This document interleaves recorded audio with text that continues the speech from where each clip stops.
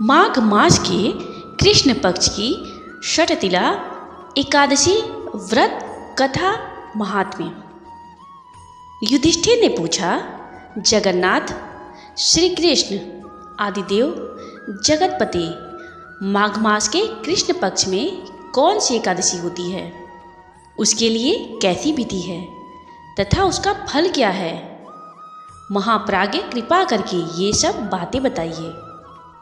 श्री भगवान बोले, नृपश्रेष्ठ, सुनो, माघ मास के कृष्ण पक्ष की जो एकादशी है वह षटतिला नाम से विख्यात है, सब पापों का नाश करने वाली है। अब तुम षटतिला की पापहारिणी कथा सुनो, जिसे मुनिश्रेष्ठ पुलस्त्य दालभ्य से कहा था। दालभ्य ने पूछा, ब्राह्मण, मृत्युलोक में आए हुए प्राणी प्रायः पाप कर्म करते हैं, उन्हें नरक में न जाना पड़े, इसके लिए कौन सा उपाय है, बताने की कृपा करें। पुलस्त्य मुनि बोले, महाभाग, तुमने बहुत अच्छी बात पूछी है, बतलाता हूँ, सुनो। माघ मास आने पर मनुष्य को चाहिए कि वह नहा धोकर पवित्र हो, इंद्रियों को संयम में रखते हुए काम, क्रोध, अहंकार, लोभ और चुगली आदि बुराइयों को त्याग दे। देवादिदेव भगवान का स्मरण करके जल से पैर धोकर भूमि पर पड़े हुए गोबर का संग्रह करे, उसमें तिल और कपास छोड़कर 108 पिंडिकाएं बनाएं। फिर माघ में जब आर्द्रा या मूल नक्षत्र आए तब कृष्ण पक्ष की एकादशी करने के लिए नियम ग्रहण करें। भली भांति स्नान करके पवित्र हो शुद्ध भाव से देवादिदेव श्री विष्णु की पूजा करें। कोई भूल हो जाने पर श्री कृष्ण का नामोच्चारण करें। रात को जागरण और होम करें। चंदन, अर्गजा, कपूर, नैवेद्य आदि सामग्री से शंख, चक्र और गदा धारण करने वाले देव देवेश्वर श्री हरि की पूजा करें। तत्पश्चात भगवान का स्मरण करके बारंबार श्री कृष्ण नाम का उच्चारण करते हुए कुम्हड़े, नारियल अथवा बिजौरे के फल से भगवान को विधिवत पूजन कर अर्घ दे। अन्य सब सामग्रियों के अभाव में 100 सुपारियों के द्वारा भी पूजन और अर्घ दान किए जा सकते हैं। और मन में कहते हैं, सच्चिदानंद स्वरूप श्री कृष्ण, आप बड़े दयालु हैं, हम आश्रयहीन जीवों के आप आश्रयदाता होइए। पुरुषोत्तम, हम संसार समुद्र में डूब रहे हैं, आप हम सब पर प्रसन्न होइए। कमलनयन, आपको नमस्कार है। विश्वभावन, आपको नमस्कार है। सुब्रमण्यम, महापुरुष, सबके पूर्वज, आपको नमस्कार है। जगतपते, आप लक्ष्मी जी के साथ मेरा दिया हुआ अर्घ स्वीकार करें। तत्पश्चात ब्राह्मण की पूजा करें, उसे जल का घड़ा दान करें, साथ ही छाता, जूता और वस्त्र भी दें। दान करते समय ऐसा कहें, इस दान के द्वारा भगवान श्री कृष्ण मुझ पर प्रसन्न हो। अपनी शक्ति के अनुसार श्रेष्ठ ब्राह्मण को काली गौ दान करें। द्विजश्रेष्ठ विद्वान पुरुष को चाहिए कि वह तिल से भरा हुआ पात्र भी दान करे। उन तिलों के बोने पर उनसे जितनी शाखाएं पैदा हो सकती हैं, उतने 1000 वर्षों तक वह स्वर्गलोक में प्रतिष्ठित होता है। तिल से स्नान करें, तिल का उबटन लगाएं, तिल से होम करें, तिल मिलाया हुआ जल पिए, तिल का दान करें और तिल को भोजन के काम में लें। इस प्रकार 6 कामों में तिल का उपयोग करने से यह एकादशी षटतिला कहलाती है, जो सब पापों का नाश करने वाली है तथा मनुष्यों को भोग और मोक्ष प्रदान करती है।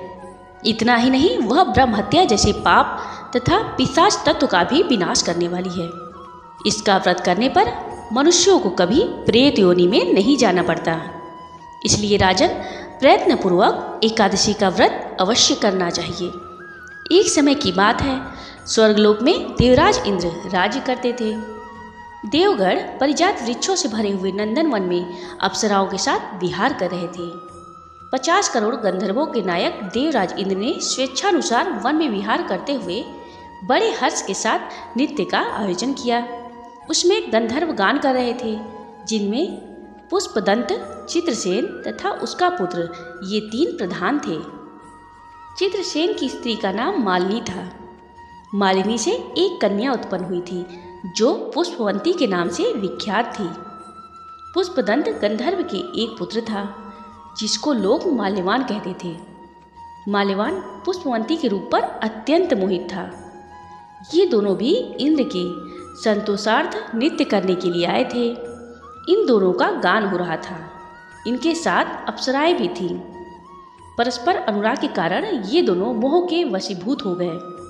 चित्त में भ्रांति आ गई, इसलिए वे शुद्ध गान न कर सके। कभी ताल बंद हो जाता और कभी गीत बंद हो जाता था। इंद्र ने इस प्रमाद पर विचार किया और इसमें अपना अपमान समझकर वे कुपित हो गए। अतः इन दोनों को श्राप देते हुए बोले, ओ मूर्खो, तुम दोनों को धिक्कार है। तुम लोग पतित और मेरी आज्ञा भंग करने वाले हो। अतः पति पत्नी के रूप में रहते हुए पिशाच हो जाओ। इंद्र के इस प्रकार श्राप देने पर इन दोनों के मन में बड़ा दुख हुआ। वे हिमालय पर्वत पर चले गए और पिशाच योनि को पाकर भयंकर दुख भोगने लगे। शारीरिक पातक से उत्पन्न ताप से पीड़ित होकर दोनों ही पर्वत की कंदराओं में विचरते रहे। एक दिन पिशाच ने अपनी पत्नी पिशाची से कहा, हमने कौन सा पाप किया है जिससे यह पिशाच योनि प्राप्त हुई है। नरक का कष्ट अत्यंत भयंकर है तथा पिशाच योनि भी बहुत दुख देने वाली है। अतः पूर्ण प्रयत्न करके पाप से बचना चाहिए। इस प्रकार चिंता मग्न होकर वे दोनों दुख के कारण सूखते जा रहे थे। दयायोग से उन्हें माघ मास की 81 तिथि प्राप्त हो गई, जो सब तिथियों में उत्तम है। उस दिन उन दोनों ने सब प्रकार के आहार त्याग दिए, जल पान तक नहीं किया, किसी जीव की हिंसा नहीं की, यहाँ तक कि फल भी नहीं खाया। निरंतर दुख से युक्त होकर वे एक पीपल के समीप बैठे रहे। सूर्यास्त हो गया। उनके प्राण लेने वाली भयंकर रात उपस्थित हुई। उन्हें नींद नहीं आई। वे रति या और कोई सुख भी नहीं पा सके। सूर्योदय हुआ। द्वादशी का दिन आया। उन पिशाचों के द्वारा जया के उत्तम व्रत का पालन हो गया। उन्होंने रात में जागरण भी किया। उस व्रत के प्रभाव से तथा भगवान विष्णु की शक्ति से उन दोनों की पिशाचता दूर हो गई। पुष्पवंती और माल्यवान अपने पूर्व रूप में आ गए। उनके हृदय में वही पुराना स्नेह उमड़ रहा था। उनके शरीर पर पहले ही जैसे अलंकार शोभा पा रहे थे। वे दोनों मनोहर रूप धारण करके विमान पर बैठे और स्वर्गलोक में चले गए। वहाँ देवराज इंद्र के सामने जाकर दोनों ने बड़ी प्रसन्नता के साथ उन्हें प्रणाम किया। उन्हें इस रूप में उपस्थित देखकर इंद्र को बड़ा विस्मय हुआ। उन्होंने पूछा, बताओ किस पुण्य के प्रभाव से तुम दोनों का पिशाचत्व दूर हुआ है। तुम मेरे श्राप को प्राप्त हो चुके थे, फिर किस देवता ने तुम्हें उससे छुटकारा दिलाया है। माल्यवान बोला, स्वामिन, भगवान वासुदेव की कृपा तथा माघ मास की 81 के व्रत से हमारी पिशाचता दूर हुई है। इंद्र ने कहा, तो अब तुम दोनों मेरे कहने से सुधापान करो।